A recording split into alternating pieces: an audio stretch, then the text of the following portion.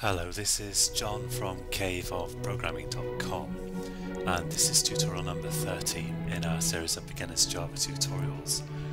And this tutorial is on classes in Java, and it's also going to be a little bit about object-oriented programming in general. So I've got a project in Eclipse as usual, and I'm going to show you the first step again, which by now I usually don't show you in the tutorials, but I'm going to just go to File, New, Class, and I give my class a name, and I give it a main method by ticking this box, and I click Finish. And the reason I wanted to show you that was just to remind you that you're already creating classes in Java, because unless you're using some really strange editor that some kind of university course has saddled you with, then you will already be creating classes to run your Java programs. So you know how to create a class in Eclipse. You go to New, you can right click on Project as well and go to New Class and just give it a name, which the first letter should be uppercase. And if you have more than one words making up the class name, you know, like I don't know, red fruit, you'd capitalize the first letter of each word in the name just to make it easy to read, like that.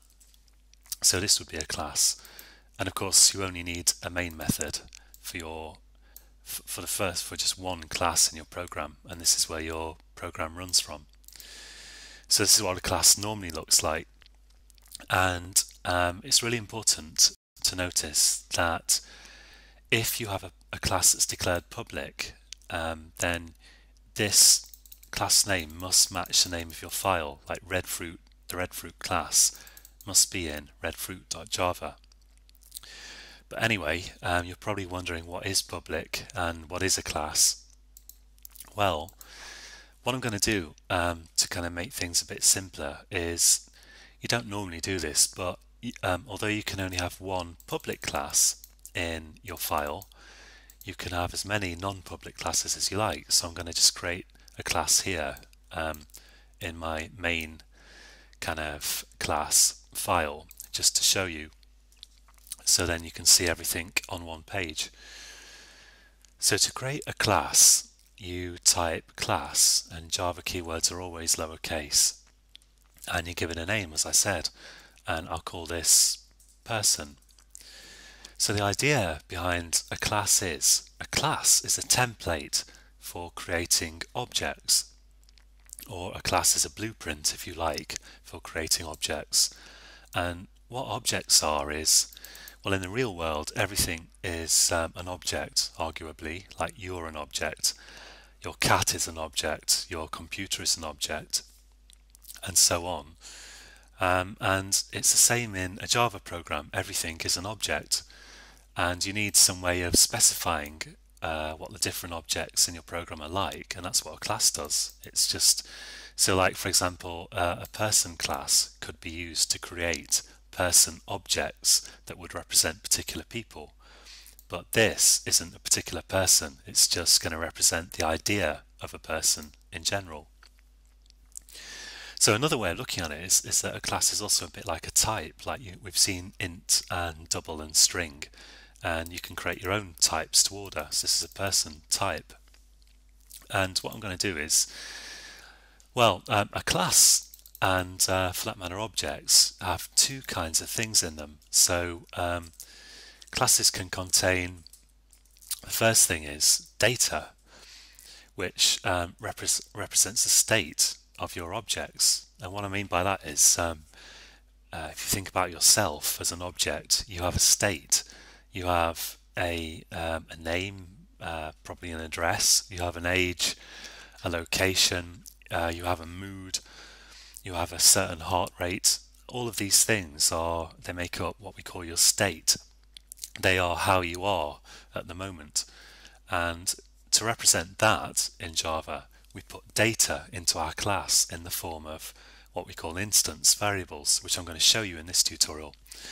But and in the next tutorial we'll also look at subroutines, which can be part of classes. So like here is a subroutine.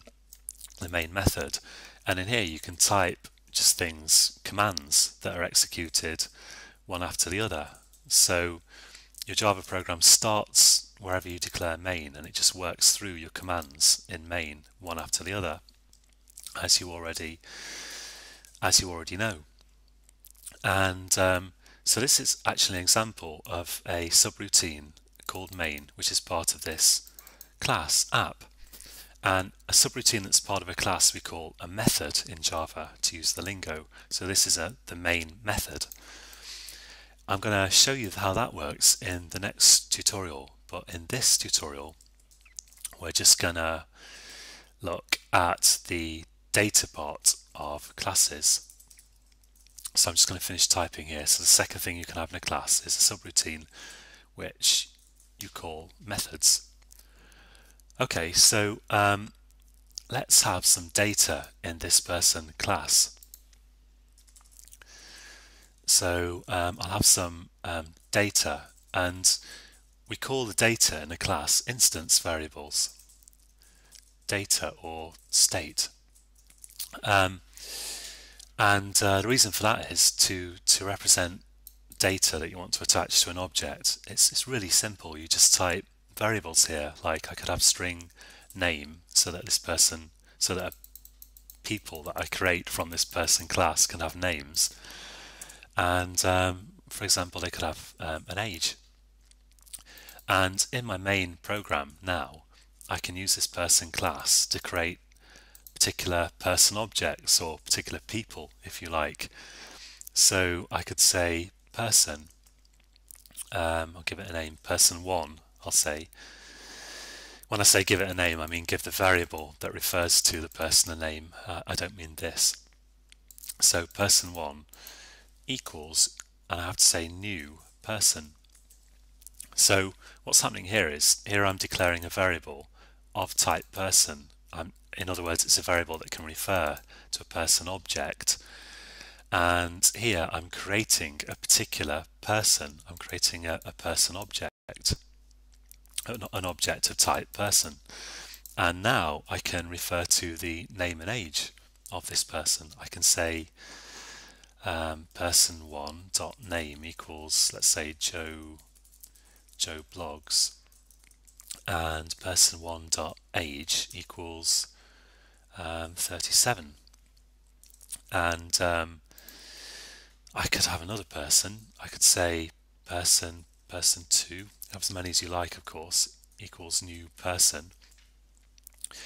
And when you create the person object using new, don't forget you need these two round brackets here. So to break this down once more, here's the type of the variable that I'm going to create. Here's a name for my variable. Then I'm going to set the variable equal, I'm going to set it equal using this equal sign to a new person object which I'm creating here. And to do that you just have the keyword new, the name of your class, and then two round brackets here which are very important, so don't forget them. And I can give person2, I can assign a value to its name as well, like let's say Sarah Smith, and person1.age equals 20. person2.age equals 20. So you can see that I'm accessing these variables up here just by using a dot after the variable name, the name of the variable that refers to the person. So it's the variable name, which I chose here, then a dot, and there's no spaces, and then just the name of the variable that I want to refer to. This actually isn't best practice in Java, but what I'd strongly recommend is, because by now if you haven't seen this before, probably your brain is bubbling out of your ears, I'd recommend just typing this stuff out for yourself. Just create a few classes. You can just create them one after the other here above your main class and give them some data, and then just create a few objects from your classes here like this and play about with the data. And of course you can access the data using the dot notation in exactly the same way, person1.name for example. And all this is actually very simple, and if it looks complicated, believe me, then after practicing it a little bit it will seem dead simple. So that's all for this tutorial. and a lot of information to absorb, but really it boils down to some quite simple code, as you can see. And in the next tutorial, we're going to look at probably subroutines that you can have in classes. And in other words, we're going to look at what we call methods, of which this main method here is an example. So yeah, I strongly recommend just typing this out, because if you don't practice, what will happen is when you get onto methods, you'll start confusing methods with variables, which I've seen many people do, and then you won't know A from B. But if you can just practice this a little bit, the next bit will be a lot clearer, I promise. Okay, so have fun with that, and you can find this code on caveofprogramming.com, and please watch the next tutorial too if this is useful. And until then, happy coding.